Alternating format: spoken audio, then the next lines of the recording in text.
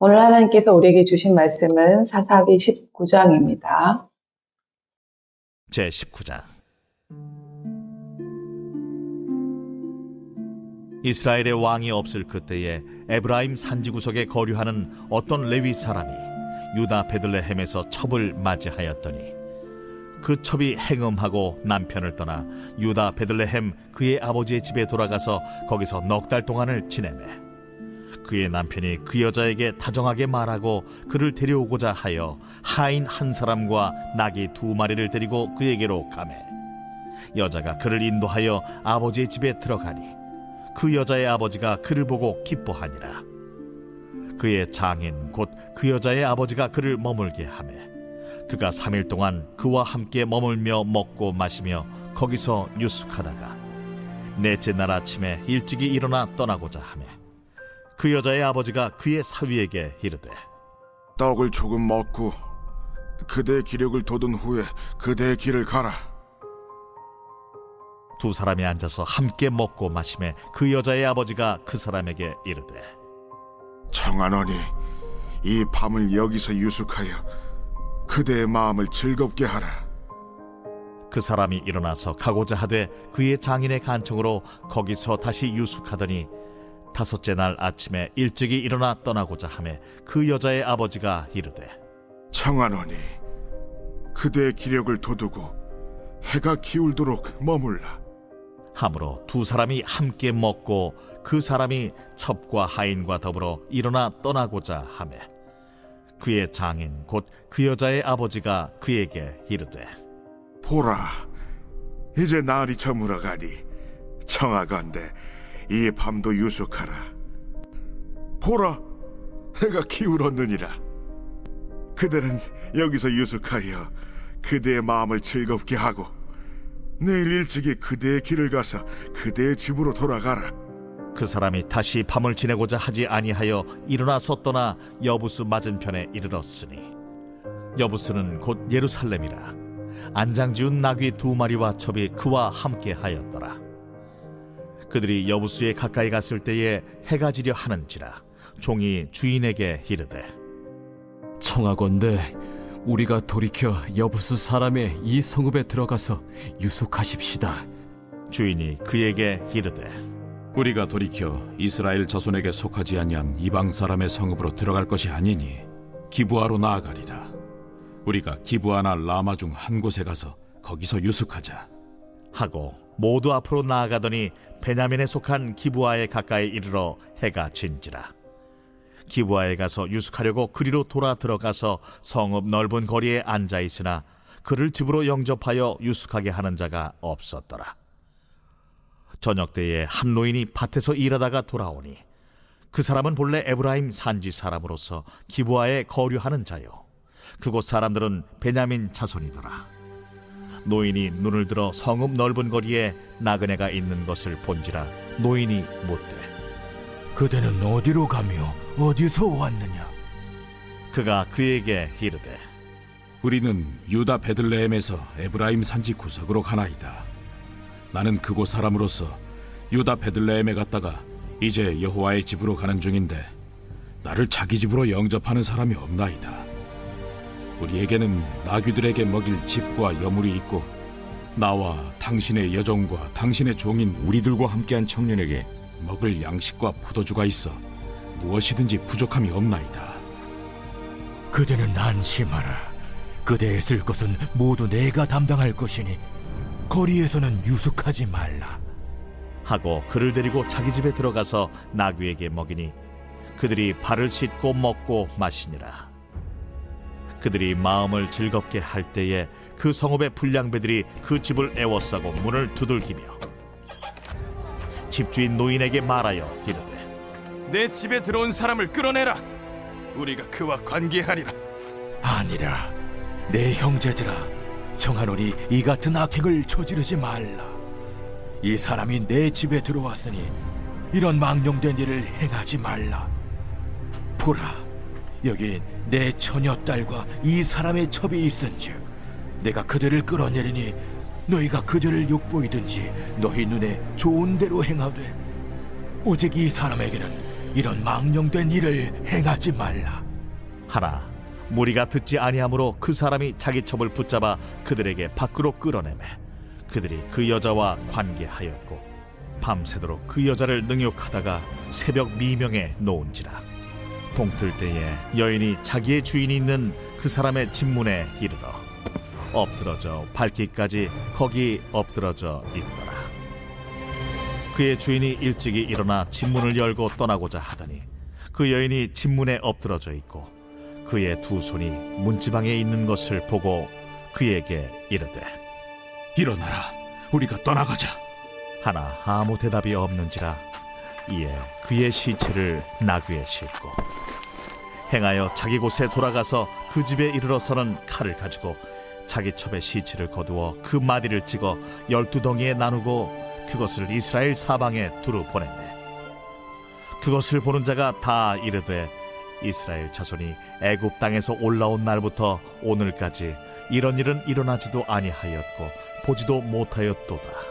이 일을 생각하고 상의한 후에 말하자 하니라. 사사기 19장은 레위인의 첩과 첩이 기브아와 또 이스라엘 곳에 돌아다니면서 있었던 이야기입니다. 19장 1절에 이렇게 말씀하고 있습니다. 이스라엘에 왕이 없을 그때에 에브라임 산지 구석에 거류하는 어떤 레위 사람이 유다 베들레헴에서 첩을 맞이하였더니 라고 말하고 있습니다. 본문은 지금 이때에 이스라엘 왕이 없는 그때라고 이제 시작을 합니다. 왕이 없더라는 것은 무엇을 말할까요? 다스리는 통치자가 없다라는 것이죠. 왕이 없다라는 것, 왕이 없는 이때에 이스라엘은 무질서한 사회, 임을 오늘 본문을 통해서도 우리는 잘 알 수 있습니다. 왕이 없지만 또 반면 왕이신 하나님을 모시고 또 왕이신 하나님을 고백하며 살지 않고 있구나라는 것도 19장 말씀을 통해서 알고 있습니다. 그러다 보니 이스라엘은 무질서와 타락의 극에 달하고 있었던 거죠. 바로 하나님 없는 그러한 인생의 인생의 삶이 어떻게 공동체를 파괴하고 또 공동체를 혼란에 빠뜨리고 또 공동체를 범죄하게 하는지도 오늘 또 본문을 통해서 알 수 있습니다. 근데 1절에 보면 이스라엘 왕이 없는 그때에 에브라임 산지 구석에 거류하는 어떤 레위 사람이 있습니다. 19장은 레위인의 첩의 이야기지만 1절에는 어떤 레위 사람이라고 소개하고 있습니다. 바로 이 사람, 어떤 레위 사람은 바로 이 사람 자체가 어쩌면 하나님의 다스림을 받지 않고 또 이 왕이 없는 때에 또는 이 레위인은 어떤 사람입니까? 레위인은 이 사사시대의 레위인은 어쩌면 사사를 대표하는 그러한 사람입니다. 어떤 레위인이라는 것은 특별한 레위인을 지명하지 않았죠. 아마도 보편적인 레위인들의 모습을 대표하지 않을까라고도 생각해 봅니다. 레위인들은 그 이스라엘 각 지파에 흩어져 있는 지파에 소속되어서 그 지파와 함께 살면서 하나님의 말씀을 대변하고 이스라엘 백성들이 하나님과 함께 하나님 말씀을 또 하나님의 통치를 받으면서 살도록 인도하는 그러한 역할을 하는 사람들이죠. 그러나 1절에 에브라임 산지 구석에 거류하는 어떤 레위 사람이라고 말하고 있습니다. 레위인이 바로 에브라임 산지 구석에 거류한다라는 표현을 쓰고 있는데요. 거류라는 말은 히브리어 동사 우르라는 개념인데 바로 유람하다라는 의미입니다. 유람은 무엇인가요? 어디에 정주하거나 정착하지 않고 떠돌아다닌다라는 것이죠. 그것도 에브라임 산지 구석에라고 표현하고 있습니다. 바로 이 당시 레위인들이 이스라엘 각 지파에 흩어져 있는 이스라엘 백성들과 함께 정착하여서 그들과 함께 하나님 중심에 또 하나님의 말씀을 받들고 또 하나님의 말씀을 이스라엘 백성들에게 전하지 않고 에브라임 산지 구석구석에 떠돌아다니면서 유랑하면서 삶을 살고 있었다라는 것이죠. 오늘 1절이 주는 바로 이 레위 사람들의 역할, 레위 사람들이 하나님께서 주신 그 사명과 역할을 감당하지 않고 있었다라는 것이죠. 아마 방탕한 생활, 또 유랑하는 생활, 또는 본인의 육체적인 즐거움에 빠져있는 삶을 살고 있지 않았나라는 생각이 듭니다. 그래서 이 레위인들이 에브라임 산지의 구석에 다니면서 하나님께서 맡겨주신 그러한 사명을 감당해야 함에도 불구하고 그 역할을 제대로 하지 못하는 것에서 아마 지금 이 19장 이스라엘의 사람들이 극에 달한 그러한 잘못된 삶, 제약된 상황들이 벌어진 것 같습니다. 이 레위인 또한 그러나 또 한편 레위인은 어떤 사람들입니까? 본인들이 직접 가축을 먹이고 생계를 부담하지 않죠. 레위인들이 이스라엘 각 지파에 흩어져서 하나님의 뜻을 받들고 또 하나님의 말씀을 이스라엘 백성들에게 나누고 또 하나님 중심의 삶을 살고자 할 때에 이스라엘 백성들이 바로 레위인들의 삶을 돌보고 또 생활에 큰 위험이 없도록 그들을 돕는 것으로 되어 있지 않습니까? 그러나 그들이 유랑했다라는 것은 무엇일까요? 그 지파 속에 속해서 정착하고 정주하여서 함께 공동체를 이루지 못하고 구석구석에 유랑했다라는 것은 아마 그들 또한 그들의 생계, 삶을 살아가는 데에 어려움이 있지 않았나라는 그러한 생각을 해봅니다. 그렇다면 이 하나님께서 주신 구약의 언약과 말씀들을 이스라엘 백성들이 잘 따르지 않고 있다라고 볼 수 있습니다. 그래서 이 레위 지파뿐 아니라 이스라엘 백성 또한 그들이 공동체를 이루는데 서로 돌보고 가꾸는 데에 그러한 하나님이 주신 그러한 약속들을 지키지 않고 공동체의 규례들을 지키지 않고 있음을 볼 수 있습니다. 본문에 등장한 레위인 바로 사사시대의 대표적인 그러한 모습들임을 볼 수 있습니다. 그리고 이들은 유랑하면서 이스라엘 백성들에게 율법을 가르치거나 공동체를 돌보는 일을 소홀하게 하고 있습니다. 둘째로 보면 말씀 속에 유다 베들레헴에 첩을 맞이하였더니 라고 말씀하고 있습니다. 그 이후로부터는 그 첩에 대한 이야기죠. 당시 문화는 어떤가요? 첩을 맞이할 수 있습니다. 당시에는 일부일처제가 아니죠. 오늘 많은 구약의 성경의 주인공들, 또 믿음의 조상들은 첩을 맞이했습니다. 한 남성이 여러 여인들을 거닐거나 또 아내로 맞이할 수 있었던 것이 당시의 풍습이었습니다. 그러나 생각해 보십시오. 말씀에 의지하며 살고 하나님 중심에 사는 그런 삶이라면 첩을 맞이할 수 있었을까? 만약 거류하고 유랑하고 또 그 레위 지파들과 이스라엘 지파 속에서 정주하면서 살지 않았던 레위 사람이라면 첩을 맞이하지 않고 한 부인과 또 가족을 이끌어서 살아가지 않았을까라는 생각이 봅니다. 우리는 어떤가요? 한국 사회 속에 기독교가 들어왔을 때 우리는 양반, 쌍놈 이러한 계급 문화가 당연한 것으로 받아들여지지 않았습니까? 그러나 또는 남성과 여성이 차별받는 것이 당연하다라고 받아들여졌죠. 우리의 어머니들도 그러한 이 지금 외의 사람이 첩을 둔 것처럼 남성들도 첩을 두고 그것을 당연히 여기고 부끄러워하지 않았습니다.